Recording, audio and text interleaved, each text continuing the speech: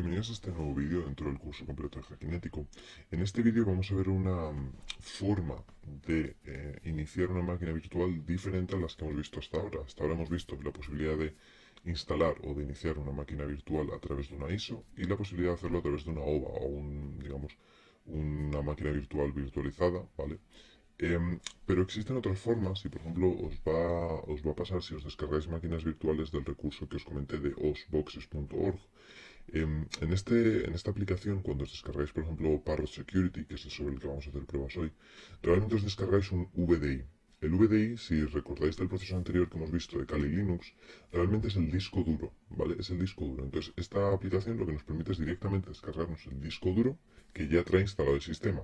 Pero para poder abrir esta máquina virtual se hace de otra forma completamente distinta. Para ello necesitaremos darle a una nueva, poner aquí eh, Parrot pruebas, ¿vale? Realmente da igual que identifique el tipo de sistema, porque ya va a estar instalado en el propio disco duro, por lo tanto no nos importa. Lo único que sí nos importa es saber si es de 32 o de 64. En este caso, la máquina virtual que nos hemos descargado es de 64, ¿vale? Aquí lo tenemos, Parrot OS 3.5 de 64 bits, ¿vale? Esto lo hemos descargado directamente de la página web de osboxes.org. Entonces lo que vamos a hacer es cargar este VDI. Para ello, como hemos comentado, nombre, indicar si es de 32 o de 64. Hay algún tipo de problema con el nombre. Vamos a poner Parrot 2. Le indicamos la memoria RAM. Y ahora es en este punto donde tendremos que cambiar lo que hemos hecho hasta ahora. Hasta ahora siempre estábamos creando un disco duro virtual. Lo que tendremos que hacer ahora es indicarle que queremos usar un disco duro virtual existente, que es el que nos hemos descargado.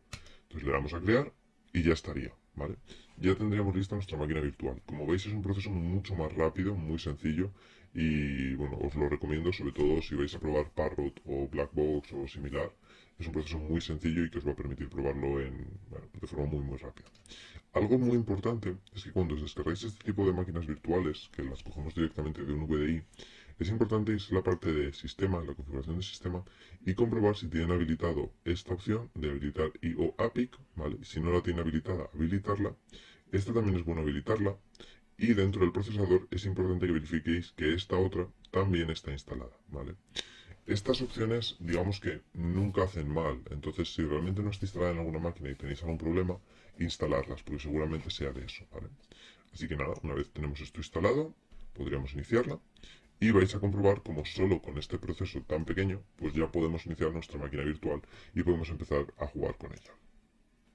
Vale, vamos a ver si el proceso de inicio de Parrot no tarda mucho, le hemos dado 2 de RAM. Sí que os recomiendo que para aquellas máquinas virtuales que vayáis a utilizar como atacantes, le deis entre 2 y 4 de RAM, siempre que sea posible. Y para aquellas que sean víctimas, darle mucho menos, porque realmente la interacción que vais a tener con ellas es muy pequeña. Entonces, realmente la mayoría con que le deis 1 GB de RAM van a poder ejecutarse sin ningún tipo de problema, a excepción del Windows Server, ¿vale? El Windows Server requiere bastante más, por lo tanto darle 2 o 4, pero todas las demás no hay ningún tipo de problema. Así que nada, aquí veis que ya está iniciando Parrot, ¿vale? Ya tenemos aquí el ratón. Y nada, realmente es así de sencillo. Otra cosa importante que no os he comentado es que todas las máquinas virtuales que os descarguéis de osboxes.org tienen como contraseña osboxes.org, ¿vale? Esto luego, pues bueno, una vez accedéis a ellas podéis cambiar la contraseña, crear un nuevo usuario, etcétera. Si todavía no sabéis cómo crear un nuevo usuario ni, digamos, interactuar mucho con Linux, lo veremos en el siguiente módulo, que es también de introducción. Así que nada, ya tendríamos aquí el sistema cargado, como veis. No hay ningún tipo de problema, ¿vale? Es un proceso muy sencillito y, pues bueno, nos va a requerir más acciones que las que hemos visto hasta ahora. Así que nada, con esto ya habremos visto todas las posibilidades, que sería cargar desde la ISO, cargar una OVA y cargar un VDI, ¿vale? Luego puede haber pequeñas variaciones, pero realmente el proceso suele ser el mismo. Instalar la máquina virtual de Windows. Como os comenté, es un Windows 7, ¿vale? Y lo único que hay que hacer es descargarse la ISO. Os la podéis descargar de la página oficial o de páginas secundarias, ¿vale? Pero vamos a necesitar una ISO. Entonces, en este vídeo no solo vamos a ver cómo instalar una ISO, sino también cuál es el proceso, ¿vale? Realmente a la hora de instalar una ISO son todas igual, pero vamos a verla concretamente para un Windows. Entonces en este caso, como os he comentado, es un Windows 7, ¿vale? De 64 bits. Pues vamos a poner Windows pruebas, ¿vale? Le damos en Next, aquí nos pide el tamaño de la RAM, podemos darle 1 GB de RAM.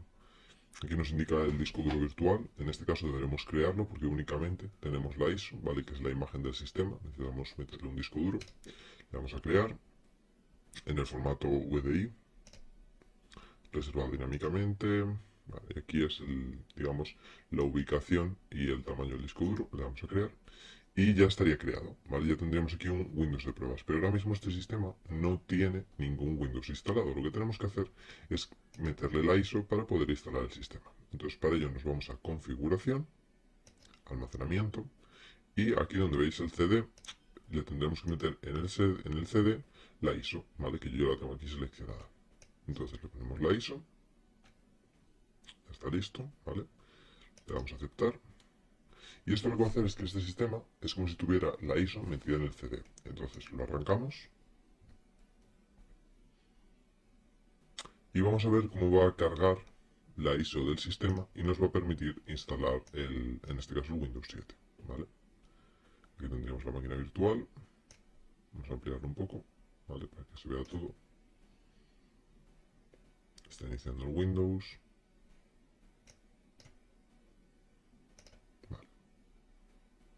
Y aquí nos va a salir el mismo menú, ¿vale? Que nos saldría si metiéramos si grabáramos esta ISO en un CD y la metiéramos en un equipo. Entonces aquí únicamente le damos a las preferencias y le damos a instalar.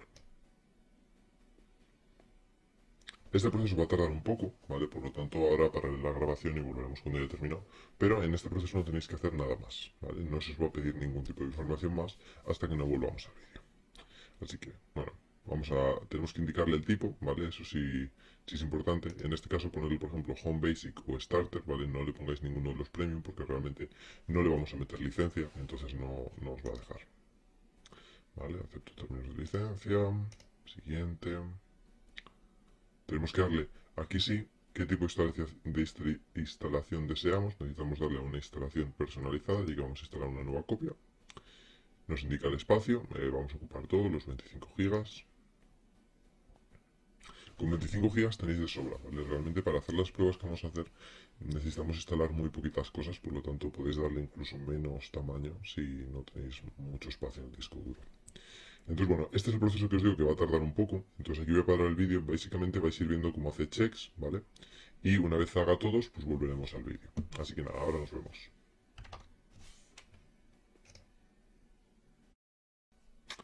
Bueno, una vez hemos terminado el proceso, veréis que el sistema se reinicia y comienza, bueno, digamos que se inicia Windows, ¿vale? Para terminar de instalarlo. Entonces aquí os pedirá el nombre, vamos a poner por ejemplo en este caso demo, y el nombre que le queréis dar al equipo, que es el siguiente. Os pido una contraseña, ¿vale? Vale. Ponemos un indicio, ¿vale? De la contraseña, le damos a siguiente. Aquí os va a pedir la clave del producto y aquí es donde, como todo esto lo vamos a hacer en base a pruebas, vamos a cambiar mucho, etcétera, pues obviamente no queremos licenciar el producto. Por lo tanto aquí, donde pone activar Windows automáticamente cuando esté conectado, lo quitamos, ¿vale? Y le damos a siguiente. Aquí podéis poner lo que queráis, realmente de cara a las pruebas yo creo que va a ser mejor que le deis a apuntarme más tarde, ¿vale? Para evitar que Windows esté actualizando, etcétera, ya que nos vamos a utilizar esto no solo de cara a Windows 7, sino un poco de cara a todos los demás Windows que instaléis. Darle a preguntar más tarde para evitar que instale todas las actualizaciones. Definís la hora, definís la red a la que está conectada, pues podéis poner red pública. Y bueno, una vez termine esto, básicamente se habrá instalado Windows y ya tendréis un Windows funcional. Como veis es un proceso muy sencillo y precisamente por ese motivo no voy a realizar todos los procesos de instalación en los diferentes Windows y lo voy a dejar que lo hagáis vosotros, ¿vale? Porque al final tanto el Windows XP, Windows 7, Windows 10 como Windows Server son iguales. Puede haber alguna pequeña variación, ¿vale? Pero realmente es un proceso muy similar y muy sencillo. Entonces, si tuvierais cualquier duda, escribidme por correo, ¿vale? Y os contestaré lo más rápido que pueda. Entonces, este sería el método para instalar los Windows, ¿vale? Muy sencillito. Posteriormente, ¿vale? Una vez terminemos de instalar las diferentes máquinas virtuales y posteriormente a este vídeo, ver cómo podemos montar las ISOs, ¿vale? Para, digamos, desplegar las aplicaciones web y los sistemas vulnerables, será cuando os muestre cómo debéis configurar correctamente la red. Es decir, os mostraré la estructura infraestructura que tiene que tener y cómo podéis conectar las redes, o sea, los equipos en red, para que se vean entre ellos, haya diferentes redes, etcétera, ¿vale? Lo que sería toda la infraestructura de red. Vamos a instalar las diferentes máquinas virtuales vulnerables, la mayoría de aplicaciones web y sistemas, ¿vale? Este tipo de máquinas virtuales suele venir en una ISO, ¿vale? Por ejemplo, aquí tenéis una Web for Pentester, que es esta que vemos aquí, Web for Pentester 2. Esto es lo típico de las máquinas virtuales que son vulnerables. Una de dos, o esto, o que directamente nos permita descargarnos la máquina virtual, ¿vale? Pero bueno, vamos a ver cómo instalar una ISO, o cómo realmente poder utilizar una ISO. Es muy sencillo. Para ello, lo único que tenemos que hacer es crear una máquina virtual.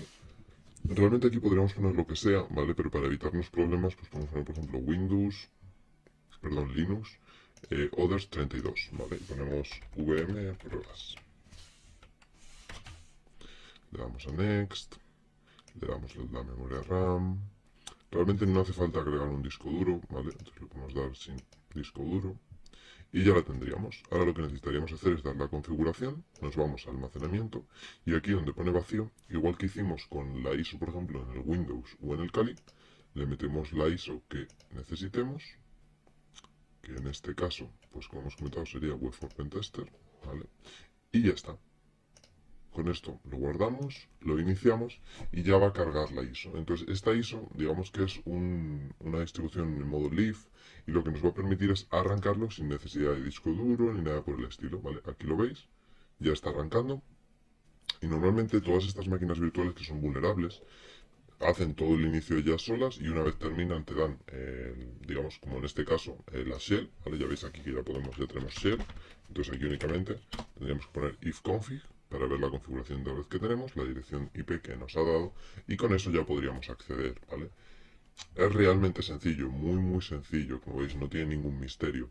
Entonces, como he comentado, puede haber casos en los que no sea una ISO y sea una máquina virtual directamente, pero bueno, podéis abrirla igual como hemos visto anteriormente con los vídeos de Windows o de Kali. Entonces ya hemos cubierto todos los diferentes tipos, pero ya os digo que la mayoría de máquinas virtuales vulnerables que vamos a utilizar directamente os descargáis la ISO, ¿vale? Entonces habéis visto el proceso, muy sencillito, y con esto ya tendríamos la máquina virtual. Entonces podríamos esa dirección IP acceder a los servicios que tuviera habilitados, por ejemplo HTTP, SMTP o bueno, el protocolo que fuera, ¿vale? Esto ya lo veremos más en la parte de sistemas y en la parte de aplicaciones web, el cómo interactuar con estas aplicaciones. Pero con esto ya podríais montar tanto el entorno de la máquina atacante, que podría ser el Kali o las diferentes distribuciones que hayáis elegido, la infraestructura Windows con los Windows XP, 7, 10 y Windows Server, y ya podríais montar también las máquinas virtuales vulnerables, tanto para aplicaciones web como para sistemas. Una cosa que puede ser curiosa es poder agruparlas, ¿vale? Aquí ahora mismo no me deja porque este ya está dentro. Vamos a intentar sacarla, si no.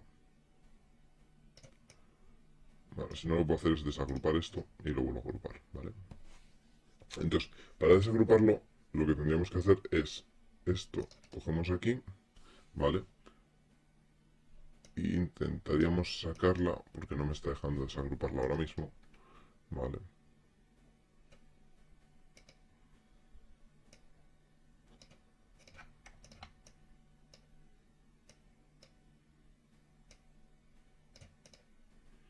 Vamos a ver.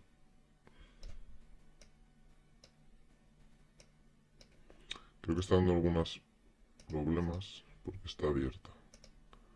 Aunque no debería, vamos a probar a apagarla. Vamos a apagar esta y vamos a apagar, vale, esta sí, la apagamos y esta también la apagamos. Que se nos han abierto todas. Vale, entonces vamos a probar a moverla ahora. ¿Ves? Como veis, sí, era por eso. Porque se están abriendo ahora las otras. Al intentar moverlo, se han iniciado todas de nuevo. Vale. Ya están todas cerradas con esta. Perfecto.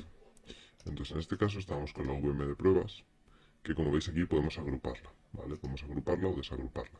Si le damos a agrupar, lo que va a hacer es crearnos un nuevo grupo. Y nosotros aquí pues podemos, por ejemplo, nombrar al grupo y poner máquinas virtuales vulnerables, como tengo yo puesto, ¿vale?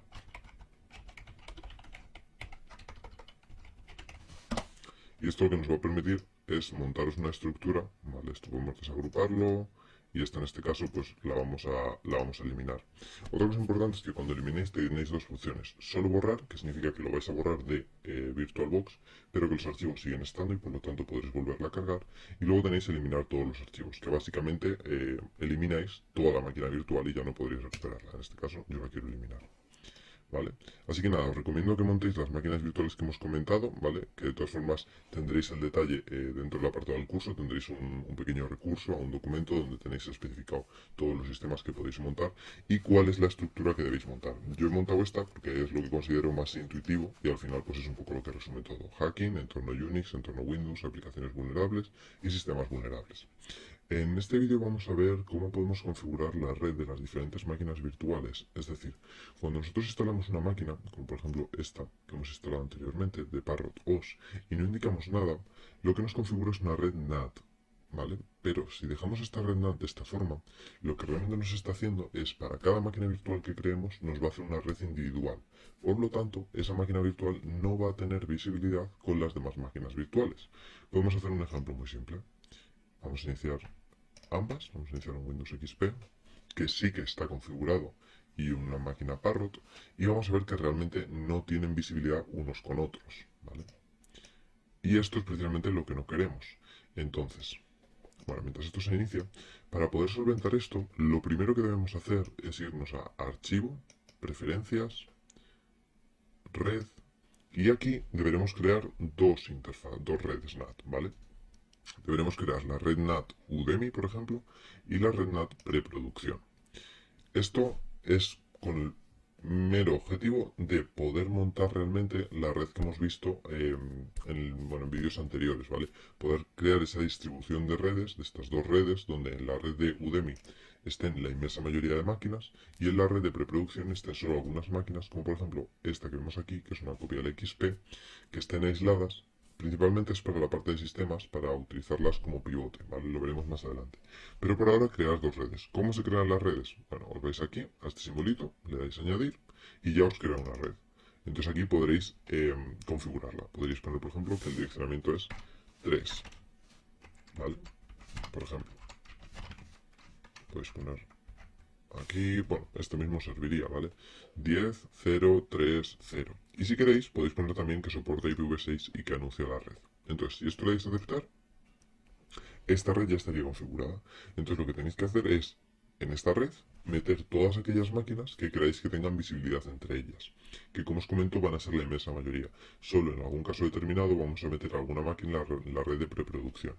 Bien, ahora otra cosa que podemos hacer es unir la red NAT y la red de preproducción. Es decir, para ello necesitaremos crear un equipo que esté en ambas redes. Esto es muy sencillo, ¿vale?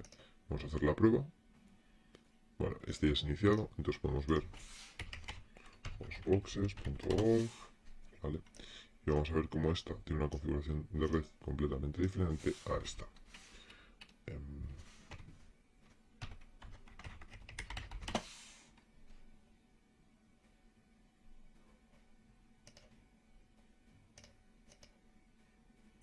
Bueno, vamos a iniciar esto. Vale, como veis, aquí nos da la misma IP que nos ha dado antes, porque está en la red NAT. Entonces esta es la IP que le asigna a todas las máquinas que tiene puesto solo NAT. En cambio, nosotros ponemos aquí ipconfig, vemos aquí una 10.1.1.13. Esto, bueno, y a la vez vemos una 10.1.2.4. Vale, esto es muy fácil porque aquí, si nos vamos a la parte de red, vemos que esta máquina que está corriendo tiene dos adaptadores de red habilitados. Tiene por un lado el adaptador de red 1, que está en la red NAT Udemy, que es la 10.1.1.3, o sea 13 en mi caso, y el adaptador 2 está conectado a la red de preproducción. ¿Qué significa esto? Esto significa que el equipo tiene dos interfaces de red.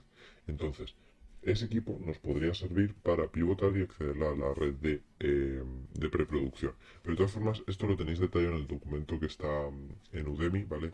Y lo tenéis detallado, bueno, cómo podéis crearla y realmente qué interfaces de red tiene que tener cada uno de los equipos que vamos a utilizar. Así que, si quisiéramos que este equipo se viera con este, lo que deberíamos sería cerrarlo y cambiarle la configuración de red. Es decir, nos vamos a configuración, red, y en vez de red O sea, en vez de NAT, tendríamos que ponerle RedNAT. Y aquí seleccionar la red que queremos. En este caso queremos Udemy, para que realmente se vea o tenga visibilidad con el otro equipo y por lo tanto podamos interactuar con ellos. Así que nada, le damos a iniciar. Y ahora cuando nos muestre la configuración de red, veremos que realmente la configuración de red que le ha dado es la misma que tiene el Windows que vemos aquí. Y por lo tanto podríamos realizar las pruebas de una máquina contra otra, ya que si no, cada máquina estaría aislada y no tendría ningún tipo de sentido. Así que nada, esto es algo muy sencillo, ¿vale? Pero es muy importante definirlo bien para que realmente tengáis visibilidad de todos los equipos y podáis hacer las pruebas de forma correcta. Vale, vamos a iniciarlo. En cualquier caso, lo mismo que os he comentado en vídeos anteriores, si tuvierais cualquier duda o tenéis cualquier problema para hacerlo, me escribís sin problema y os contestaré todo lo rápido que pueda. Vale. Si os fijáis, aquí poniendo ifconfig ya nos ha dado una dirección IP en la red 10.1.1.24. Esto es porque en nuestra red Udemy, si le damos dos veces, vemos que va a proporcionar redes en este barra 24. Por lo tanto, todas las redes, o sea, todas las direcciones IP empezarán con 10.1.1, como vemos aquí. Y ahora, pues nada, podríamos hacer una simple prueba de visibilidad, podríamos hacerle un ping a la máquina de Windows 10.1.1.13. ¿Vale? Y vemos que llega sin ningún tipo de problema. Por lo tanto, ya tenemos visibilidad y tendríamos las dos máquinas conectadas en la misma red. Vamos a ver como última cosa dentro de este módulo de despliegue en laboratorio, una opción que no es directamente en laboratorio, pero sí que os puede ser útil, y es la posibilidad de crear un leaf USB o un leaf CD, ¿vale? Normalmente se utilizan más hoy en día los leaf USB. Básicamente lo que nos va a permitir es grabar una ISO dentro de un pendrive y poder arrancar cualquier equipo desde ese pendrive, siempre y cuando el equipo, digamos, cumpla ciertas características, y la primera de ellas es que la BIOS no tenga contraseña o, en el caso de que la tenga, que esté definido como el patrón de arranque, que el USB arranque, o en el caso del CD, arranque antes que el disco duro, ¿vale? Entonces, de esta forma vamos a poder arrancar cualquier tipo de sistema, ¿vale? Vamos a poder arrancar un Leaf USB o una distribución en modo Leaf, es decir, sin necesidad de instalar dicha distribución, y con ello pues podemos utilizar el equipo para una funcionalidad totalmente diferente. Para ello podemos utilizar Rufus, ¿vale? Rufus es un software que nos va a permitir hacer esto. En este caso yo tengo un pendrive de 8 GB, ¿vale? Todo esto podemos dejarlo tal cual está. Lo que sí que hay que modificar es esto de aquí, ¿vale? Y hay que especificarle la ISO que queremos utilizar. En este caso, pues vamos a utilizar, por ejemplo, una ISO de Kali, ¿vale? Esto ya estaría. Únicamente con especificarle la ISO, ¿vale? Ya solo tendríamos que darle a empezar, ¿vale? Le decimos que escriba en modo ISO en vez de en DD, como bien he recomendado. Nos advierte de que una vez hagamos esto, obviamente todo lo que hay en el pendrive se va a borrar, por lo tanto deberemos dedicar un pendrive en exclusivo para hacer esto. Realmente con un pendrive de 4 GB u 8 GB nos sirve, pero va a ser algo que es muy práctico, porque si llegamos a un equipo, imaginaos que estamos haciendo una auditoría en un sistema, llegamos a un equipo que es un Windows, que está en una red en la que queremos acceder, únicamente tendríamos que meter el pincho, reiniciar el equipo e indicarle en la BIOS que arranque desde el USB. Una vez hecho esto, pues lo reiniciará, o sea, digamos, arrancará este sistema operativo en modo Leaf y podremos incluso acceder a los datos que hay dentro del disco duro siempre y cuando no se encuentre cifrado. Entonces le damos a OK. Esto, como veis, está formateando y una vez termine de formatear, pues este disco estará, o sea, este USB está operativo y nos permitirá arrancar, ¿vale? Bueno, aquí vamos viendo lo que nos va metiendo. Vamos a hacer otra prueba y es exactamente el mismo funcionamiento que tendríamos si llegáramos a un equipo y pincháramos este pendrive, que sería, si nosotros arrancamos este Windows XP, vamos a ver que el Windows XP arranca normal y corriente, ¿vale? Tiene sus datos, tiene un disco duro no cifrado, etcétera. Es decir, una situación bastante normal. Lo que vamos a hacer ahora es, de cara a que podáis ver el proceso, ya que no puedo reiniciar el ordenador si estamos grabando un vídeo, que veáis cuál sería el comportamiento de, si nosotros llegamos a un equipo como por ejemplo un Windows, conectamos este USB, ¿vale? Y en la BIOS indicamos que el arranque debe ser a través de USB. ¿Vale? Vais a ver que básicamente va a cargar el Kali, como hemos visto pues, anteriormente, por ejemplo, con las distribuciones ISO vulnerables, etc. Bueno, aquí veis que carga el Windows normalmente, entonces vamos a hacer una cosa, vamos a apagarla. Vamos a irnos a la configuración. Ahí. Vamos a ir a almacenamiento. dado aquí algún problema. Ahora, vamos a irnos a almacenamiento y aquí vamos a simular, ¿vale?, que metemos un CD. Realmente la diferencia entre meter un CD y meter un USB es ninguna, ¿vale? O sea, va a funcionar exactamente igual. Entonces, le ponemos esto y lo iniciamos. En el caso de VirtualBox ya viene definido para arrancar desde un CD o desde lo que es el USB. Por lo tanto, esto va a arrancar directamente con el Kali. Como os he comentado, en el caso de un sistema real, ¿vale?, tendríais que indicar en la BIOS o en el menú de arranque que realmente queréis arrancar desde el CD o desde el USB, según lo que hayáis insertado. Entonces, lo que habría que hacer ahora no es install o graphic install, sino arrancarlo en modo live. De esta forma, vamos a poder utilizar el sistema sin necesidad de instalar nada en él, ¿vale? Y vamos a poder utilizar el sistema con un Kali en modo live, es decir, sin instalación ni sin nada por el estilo. Esto es algo muy práctico, como os he comentado, cuando es necesario hacer algún tipo de auditoría física y estás delante de un equipo, ¿vale? Aquí vemos que nos está arrancando el Kali. Es una versión un poquito más antigua, ¿vale?, la misma que hemos instalado al principio, pero a mí me gusta porque va bastante bien. Tiene menos interfaz gráfica y carga bastante menos. Pero bueno, en cualquier caso, la última versión también está bastante bien y os recomiendo utilizarla. Así que nada, ya veis aquí que ya tenemos un Kali cuando realmente estamos cargando un Windows XP. La cuestión de esto es que además de tener todas las herramientas de Kali, poder por ejemplo realizar ataques internos, también podríamos acceder al disco duro del Windows, que si no está cifrado nos permitiría acceder a todos los archivos y recursos. Esto, como veréis en la parte de sistemas, nos puede dar lugar a otro tipo de ataques como extraer credenciales de sistemas, extraer información sensible y un largo etcétera. Pero bueno, eso se escapa un poco de la finalidad de este vídeo, que era únicamente mostrar el proceso de creación de un leaf USB o un leaf CD para arrancar algún tipo de distribución de hacking, como puede ser el caso de Kali Linux, sin necesidad de instalar nada en un equipo físico, ¿vale? Así que nada, espero que os haya gustado el vídeo. Vamos a dejar esto, como veis aquí ya está terminando de copiar los archivos, pero básicamente una vez termine tendremos, como veis aquí, toda la estructura, ¿vale? Y esto directamente se pincha el USB o el CD si lo hubierais metido en un CD, se le da a arrancar y esto nos arrancaría de igual forma que ha hecho aquí la máquina virtual el Kali Linux. Así que nada, espero que os haya gustado el vídeo. Si tenéis cualquier duda porque estéis instalando otro sistema o estéis utilizando otro software o cualquier cosa, no dudéis en poneros en contacto conmigo. Así que nada, con esto daríamos por finalizado el módulo de despliegue al laboratorio, donde hemos visto un poco pues qué máquinas vamos a montar, cómo instalar VirtualBox, cómo instalar las diferentes máquinas virtuales, etcétera. Por lo tanto, una vez hemos hecho esto, ya hemos pasado por fin la introducción, hemos pasado esta parte que es un poquito más pesada, y ahora ya sí que sí, vamos a empezar a realizar pruebas activas. Primero vamos a ver cómo manejar Kali Linux, tanto de forma gráfica como mediante la terminal, y posteriormente ya empezaremos con la chicha de verdad del curso. Así que nada, nos vemos en el siguiente vídeo.